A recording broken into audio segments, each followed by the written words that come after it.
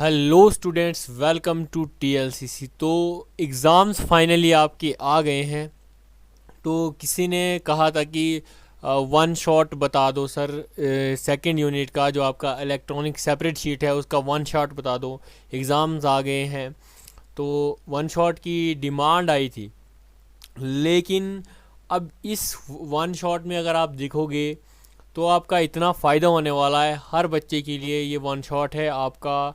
इसमें मैं कह सकता हूँ कि जो इस यूनिट की, मैं जिस यूनिट की बात कर रहा हूँ, मैक्सिमम पोर्शन 95% पोर्शन यहीं से आपका एग्ज़ाम में आने वाला है। ये बहुत ही अमेजिंग सेशन रहने वाला है आपका, बहुत ही फ़ायदेमंद है। अगर आपने नहीं देखा है तो अच्छे से देख लेना और अपने जितने भी दोस्त हैं उन सबको बता देना। और यहीं से 90% पेपर आपका सेकंड यूनिट का जितने भी क्वेश्चंस होंगे वो यहीं से होंगे।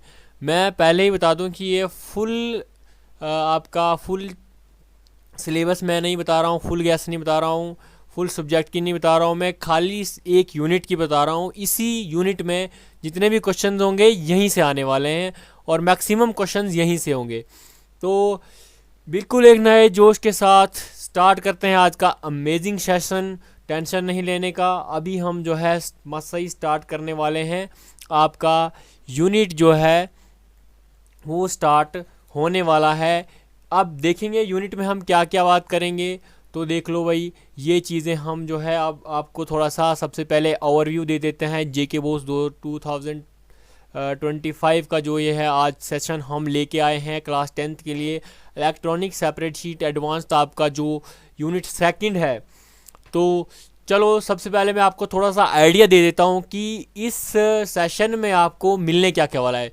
तो देखो, सेशन को हम लंबा नहीं करेंगे, आप टेंशन मत लो। आप सोचोगे बहुत लंबा सेशन जाएगा, ऐसा कोई बात नहीं है, लंबा हम नहीं जाने देंगे। बहुत शॉर्ट करने की कोशिश करेंगे क्योंकि आपके पास भी बहुत कम टाइम है। बहुत शॉर्ट समय में मैं आपको जो है बता दूंगा, ठीक है। तो सबसे पहले ये मैं बताता हूँ कि इस सेशन जो मैं अभी ले रहा हूँ इसमें जो है वो क्या क्या कवर होने वाला है। तो देखो जी, सबसे पहले आपके इसमें PYQs होंगे, बहुत पुराने पुराने आपके प्रीवियस ईयर क्वेश्चंस होंगे। मैं जो यहाँ पे लेकर आया हूँ बहुत मेहनत से बनाए गए हैं।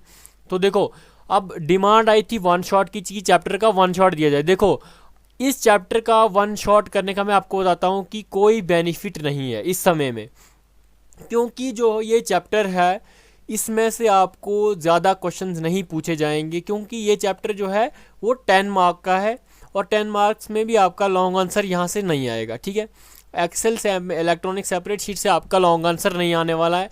और देखो, वन शॉट करेंगे तो बहुत लेंदी चैप्टर है ये, इसमें टाइम ज़्यादा लगेगा। ये है आपको नॉलेज के लिए, सिलेबस के लिए, लेकिन एग्जामिनेशन पॉइंट ऑफ व्यू से अगर मैं बात करूँ तो ये यूनिट जो है इसका वन शॉट अभी फ़िलहाल आज के लिए जो है फ़ायदेमंद नहीं होगा, क्योंकि इसमें बहुत लंबा वन शॉट जाएगा, 3-4 घंटे का में भी चला जाए और आप देखते रह जाओगे और क्वेश्चन इसमें बहुत कम आएंगे, छोटे छोटे क्वेश्चंस आएंगे, 2-2 नंबर के, 3-3 नंबर के। आप सोचोगे इतना टाइम वेस्ट हो जाएगा आपका, तो टाइम ये वेस्ट करने का नहीं है। आपके एग्ज़ाम्स बहुत नज़दीक है, बहुत कम समय बचा हुआ है, तो वन शॉट करने का मेरे हिसाब से कोई फ़ायदा नहीं है। इंपॉर्टेंट क्वेश्चंस देख लो, अच्छे प्रीवियस ईयर क्वेश्चन देख लो और प्रैक्टिस करो, इंपॉर्टेंट टॉपिक्स को पढ़ो और ज़्यादा टेंशन लेने की ज़रूरत नहीं है। आपके अच्छे नंबर इसमें से आ जाएंगे, ठीक है।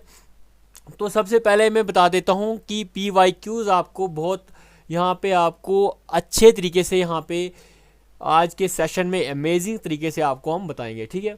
उसके बाद इम्पॉर्टेंट टॉपिक्स, जो आपके इम्पॉर्टेंट क्वेश्चंस होंगे कि आपको क्या क्या पढ़ना है, कौन कौन से टॉपिक्स ऐसे हैं जो आपको पढ़ने हैं, वो आपको इसमें हम बताने वाले हैं, ठीक है। स्ट्रैटेजी बताएंगे कि आपको कैसे क्या करना है, किस तरीके से आपको एक अपना शेड्यूल बनाना है, ठीक है। उसके बाद इस सेशन में हम आपको इम्पॉर्टेंट टॉपिक्स देंगे जो कि मैंने पहले भी आपको बता दिया है, और थोड़ी बहुत जो है आपके सिलेबस के बारे में भी बात करेंगे, ठीक है।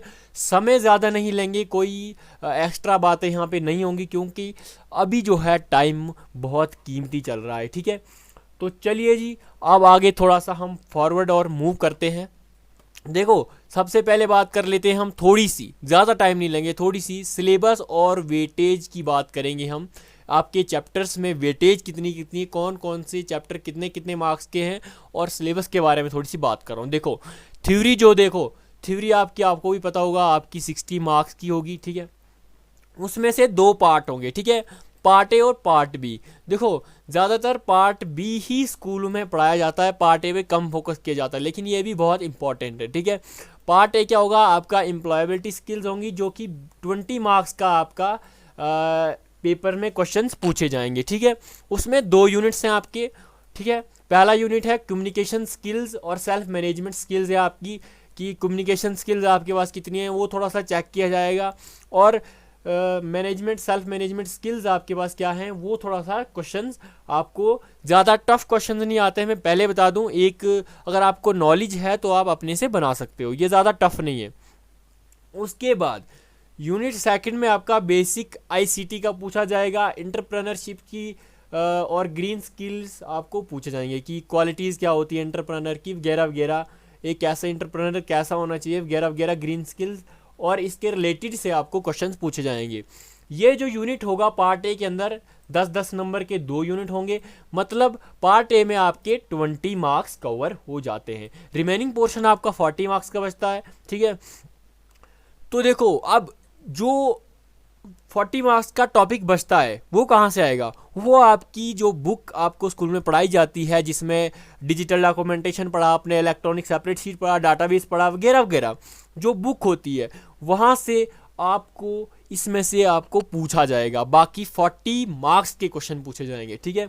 तो देख लो जी, इसमें आपके कितने यूनिट हैं।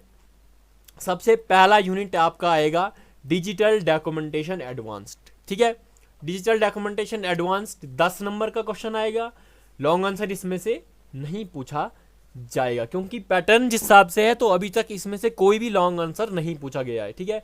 और आपको ज़्यादा टेंशन लेने की ज़रूरत नहीं है। उसके बाद सेकंड यूनिट जो होगा वो इलेक्ट्रॉनिक सेपरेट शीट का होगा, जिसके बारे में मेनली आज हम आगे बात करने वाले हैं, ठीक है।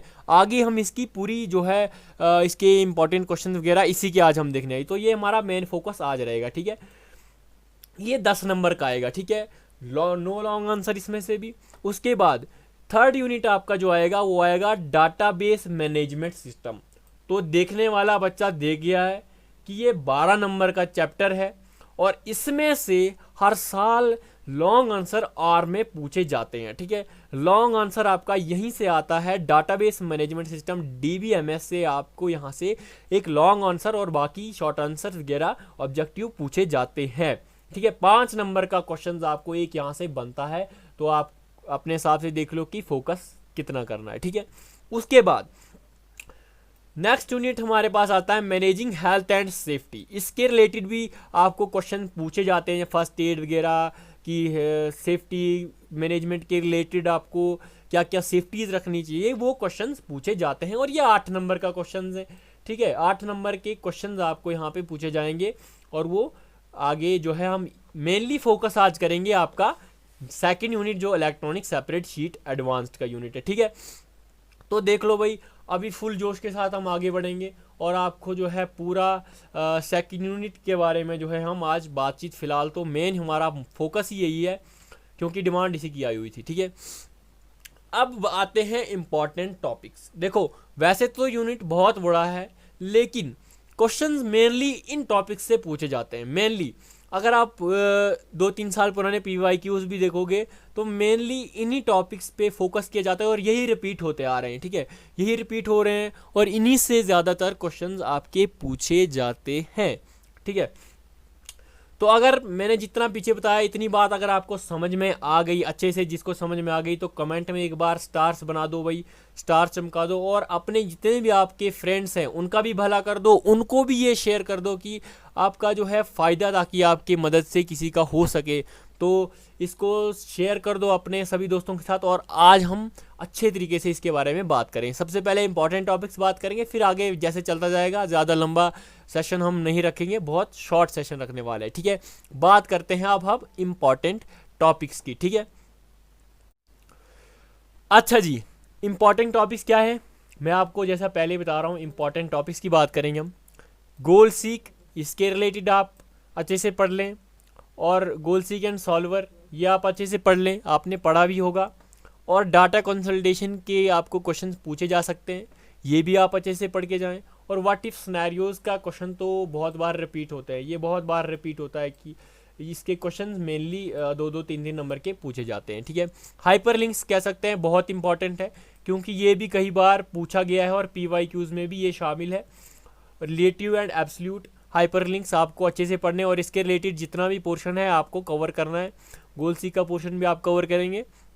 और मर्जिंग एंड कंपेयरिंग, आपको एक्सेल वर्कबुक कैसे मर्ज करनी है, कैसे कंपेयर करना है, इसके रिलेटेड भी आपको क्वेश्चन पूछे जा सकते हैं।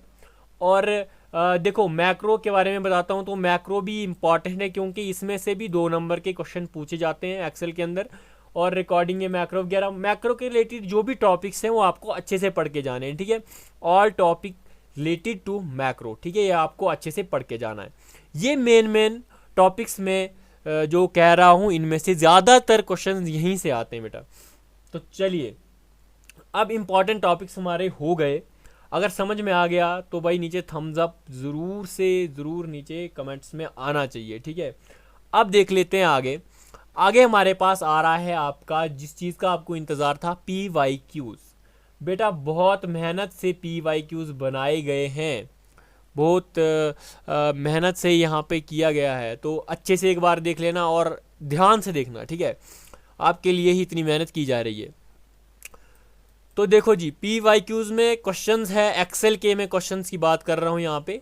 How to compare two Excel workbooks, देखो मैंने पहले ही पीछे बता दिया।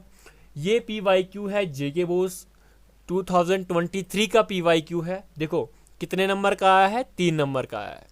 3 मार्क्स का यहाँ पे PYQ पूछा गया है एक्सेल के अंदर, ये वाला।